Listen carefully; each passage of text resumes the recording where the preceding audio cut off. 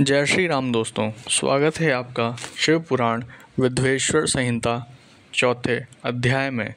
संत कुमार व्यास संवाद। सूत जी कहते हैं, हे मुनियों, इस साधन का महात्म्य बताते समय मैं एक प्राचीन वृत्तांत का वर्णन करूंगा, जिसे आप ध्यानपूर्वक सुने। बहुत पहले की बात है।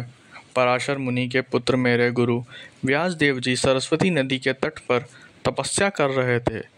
एक दिन सूर्य के समान तेजस्वी विमान से यात्रा करते हुए भगवान संत कुमार वहां जा पहुँचे। मेरे गुरु ध्यान में मग्न थे।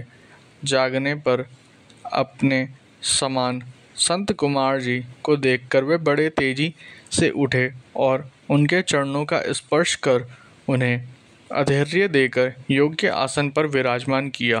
प्रसन्न होकर संत कुमार जी गंभीर वाणी से बोले, मुनि, तुम सत्य का चिंतन करो। सत्य तत्व का चिंतन ही श्रेय प्राप्ति का मार्ग है। इसी से कल्याण का मार्ग प्रशस्त होता है। यही कल्याणकारी है। जब जीवन में आ जाता है तो सब सुंदर हो जाता है।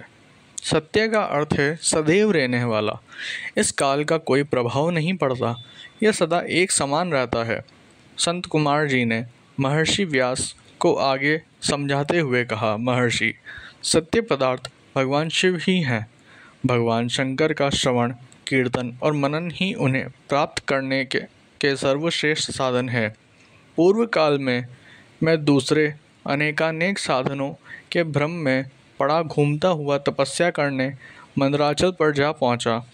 कुछ समय बाद महर्षि शिव की आज्ञा से सबके साक्षी तथा शिव गणों के स्वामी नंदिकेश्वर वहां आए और स्नेहपूर्वक मुक्ति का साधन बताते हुए बोले, भगवान शंकर का श्रवण, कीर्तन और मनन ही मुक्ति का स्रोत है। ये बात मुझे स्वयं देवाधिदेव भगवान शिव ने बताई है। अतः तुम इन्हीं साधनों का अनुष्ठान करो। व्यास जी से ऐसा कहकर अनुगामियों सहित संत कुमार ब्रह्मधाम को चले गए। इस प्रकार इस उत्तम वृत्तांत का संक्षेप में मैंने वर्णन किया।